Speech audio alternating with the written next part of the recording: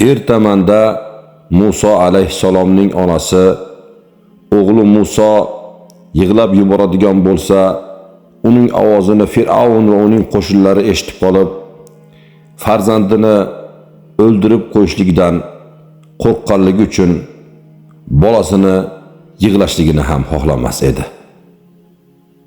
Ketish paytga borganda Musa alayhissalom Fir'avnning qasrida baland ovoz bilan yig'lar edi. Fir'avn esa Musoni emizadigan emizguvchi enaga istar edi. Alloh taoloning hiylasi barcha hiyladan ustundir. Fir'avn Musa alayhissalomni yo'q qilish uchun juda ko'p go'daklarni o'ldirdi. Lekin Alloh taolo Musa alayhissalomni Fir'avnning uyida o'stirdi.